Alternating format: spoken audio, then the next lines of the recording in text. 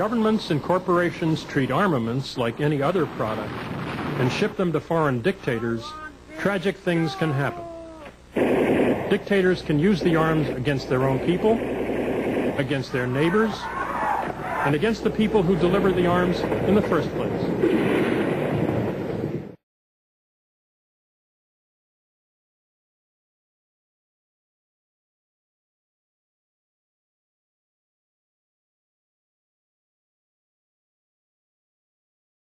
Welcome once again to America's Defense Monitor. Perhaps the strongest lesson we should learn from the Gulf War is that it doesn't pay to help dictators. Up until 1990, the United States provided a great deal of aid and support to Saddam Hussein and helped to make him strong.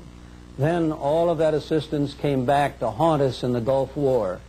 Today's America's Defense Monitor presents a case study of this disturbing situation.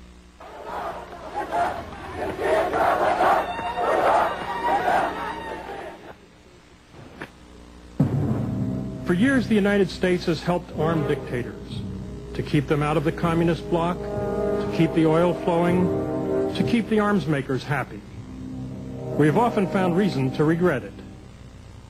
We armed the Shah of Iran before the militants in the streets overthrew him. We armed Suharto in Indonesia. He used American arms to invade East Timor and repress its people. We armed the generals and colonels throughout Central America. They ruled through death squads and terror, even when civilian presidents were elected.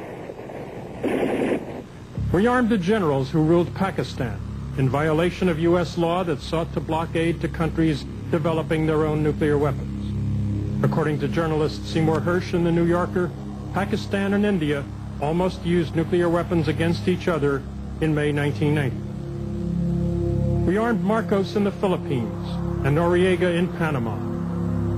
But the most flagrant case was the U.S. government's support, legal and illegal, for Saddam Hussein's military buildup.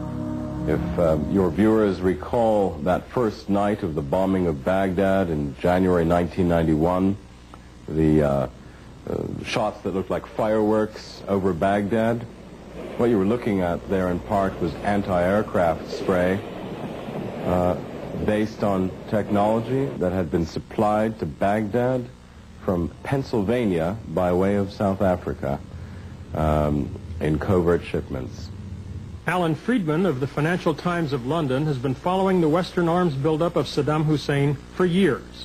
Now the Financial Times correspondent in New York, he first learned of an Iraqi arms buying network while reporting from the paper's Rome Bureau in 1987. Originally, Saddam Hussein depended on the Soviet Union for most of Iraq's weapons. Then, in the mid-1970s, he began to reach out worldwide.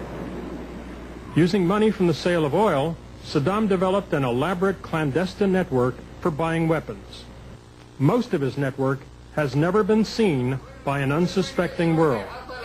Under the shadow of the Western tilt policy toward Iraq during the 1980s, a time when it was thought that helping Saddam Hussein would staunch the threat of Islamic fundamentalism from Iran, a sophisticated procurement network was developed by Saddam and bankers and front companies in Europe and the United States that basically tapped into billions of dollars of U.S. bank money that was borrowed through an obscure Atlanta, Georgia branch of an Italian bank and helped to fund nuclear, chemical, biological, and other unconventional weapons programs.